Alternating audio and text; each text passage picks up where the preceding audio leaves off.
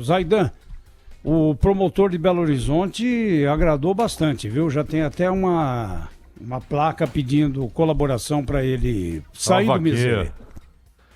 A vaquinha para ele sair do miserê. É uma coisa despropositada, né? Até porque há poucos dias o Zema disse o seguinte, que ou Minas Gerais faz também sua reforma, porque essa é uma questão crucial, né? Se a reforma previdenciária não se estender para estados e para os grandes municípios, os municípios com população maior, não vai resolver grande coisa. Minas Gerais, segundo o Zema, se não houver uma mudança no quadro fiscal aí em um ano e meio, o que vai acontecer? Vai começar a faltar combustível para viatura de polícia. Vai começar a faltar remédio dessas redes populares que o governo distribui. E, obviamente, medicamento e material em hospital público. Então, o Estado está quebrado. E não é, Minas Gerais é uma exceção, não. Nós temos aí calamidade financeira oficialmente decretada por vários estados brasileiros. O Rio de Janeiro, que é o maior produtor de petróleo do Brasil, quebrou. Não é? Também por roubalheira, não é? Pelo esquema do Cabral, aquela coisa toda, mas que, na verdade, já era dilapidado antes do Cabral. É que no Cabral foi a coisa assim, abarcou tudo, né? Vamos pegar dinheiro de tudo e de todos. Né? Rio Grande do Sul, quebrado. Então, nesse quadro, é por isso que a gente dizia aqui outro dia que quando a gente fala da lagosta, do vinho, do uísque, lá e agora tem um feirão, né? 500 quilos de melão. Uma coisa fantástica, tá lá na licitação e tal, do Supremo Tribunal Federal. Não é que se você cortar isso vai provocar um impacto extraordinário e o Brasil vai se tornar Noruega, vai se tornar superavitário. É a questão moral. E o que esse procurador falou, com o microfone na mão, é um assinte, não é? E não é que eu vou provocar, eu vou tirar uma... Ele, de fato, pensa aquilo. Ele acha que está certo. Ele acha um absurdo ele ganhar... E não é que, como o Pedro citou no começo, não é que são 24 mil. Não é? Dependendo do mês, são 60 mil. Ô Zaidan, o Conselho Nacional de Justiça aprovou ontem, na esteira dessa discussão aí, uma resolução para padronizar o pagamento de auxílio saúde a juízes de todo o Brasil. Pela nova regra, os tribunais têm 3 opções: oferecer um plano de saúde com coparticipação, um serviço prestado diretamente pelo tribunal e, no último caso, os tribunais podem pagar até 10% do salário do juiz sem a previsão de estar limitada ao teto constitucional. Ou seja, isso pode ultrapassar o teto. O que está no contra-cheque. No caso, por exemplo, dos 60 mil... Vamos pegar. É que esse caso não vale pro Ministério Público, vale só pra Justiça, né? Então, mas com certeza vai ser estendido, né, Pedro? Se a gente pegar... Isonomia. Se a gente pegar o caso de um juiz que ganhe 24 mil reais, como é o caso do promotor, ele pode receber uma quantia a mais, até 10% a mais, por essa terceira opção aqui, pelo que ficou decidido ontem no CNJ. E aí o legal disso tudo, né? É claro que a notícia já seria... só esse fato já seria notícia, mas o mais interessante disso tudo é o argumento usado, né?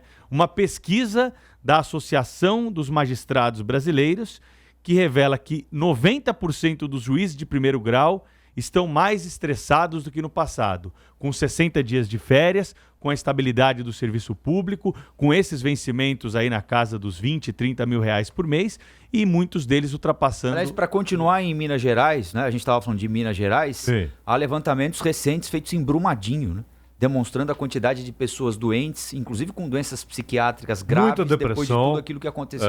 Depressão, crise de ansiedade. Aí, plenamente justificável, né? Agora, em qualquer quem dessas está preocupado três com opções eles lá, aí, né? qualquer dessas 3 opções aí, quem vai pagar a conta? Hã? E ontem e hoje eu ouvi o brilhante comentário da Thaís Herede exatamente sobre a questão da CPMF. Né? O que ela colocou é irrespondível. Né? Não tem como contestar, é incontestável. É injusto. Você já tem um sistema tributário estúpido, né? Um manicômio, o sistema tributário brasileiro, e o que eu acho incrível é que supostos liberais, porque isso é antiliberal, estou falando do ponto de vista teórico, né? Supostos liberais defendam esse tipo de coisa. Esse imposto como o CPMF só faz sentido se você acabar com todos os outros e falar, atenção, não existe mais nenhum imposto, só esse aqui. Não é? Todo mundo vai pagar 10% em tudo que movimentar. Agora ele é um imposto a mais, na verdade. Se fizer isso, o sistema financeiro quebra em 5 anos, né? Claro, é um imposto a mais. Porque não vem, mas vai substituir, vai produzir emprego. Vai produzir emprego coisa nenhuma, vem junto com o IVA. Não é? Você vai substituir 5, 6 impostos, mas será um imposto a mais. E mesmo a alíquota, lembra quando o Paulo Guedes falou em 0,22? Agora já está em 0,40, não é? Para depósitos e saques, 0,40. E era 0,38, né, Zaidan? Não, e o Paulo Guedes estava dizendo que era 0,22, então uma coisinha pequena. E na época em que foi extinta era 0,38. 0,38. Agora, sabe um contraponto que eu esqueci de falar aqui, que é extremamente relevante, que o Marcos Lisboa, economista, tem chamado a atenção? Quando a gente tinha a CPMF em 2008, a taxa de juro real era 20%, hoje ela é 2%. Então, o custo do dinheiro naquela época era altíssimo. Então, o 0,38 era muito pequeno. Agora, com uma taxa de juro que vai aí para 5,5% ao ano, 5% ao ano, você tem uma alíquota de 0,40%, ou seja, é um assalto. Ô, Thaís, e nós conhecemos o Brasil. Que garantia nós temos de que isso vai ser mantido em 0,40%? Daqui a pouco, a coisa tá brava. Vai para 0,80, vai para 1. Basta ver, viu? Você ouviu agora há pouco, Zaidan? O Rodrigo Maia já mudou o discurso. E olha que interessante, Zé Paulo, acabaram de recuperar, isso aqui é divertido também, né? Recuperar uma manifestação do Onyx Lorenzoni de 2010 numa rede social. 1h11 da tarde do dia 9 de novembro de 2010. Reunião da bancada do DEM. Tamo pronto para a guerra contra a CPMF. Então, atenção, de volta às armas, hein, Onyx? Agora ele está do outro lado da trincheira agora. Então, eu lembro muito do ex-governador Franco Montoro, né, uma figura das mais respeitáveis.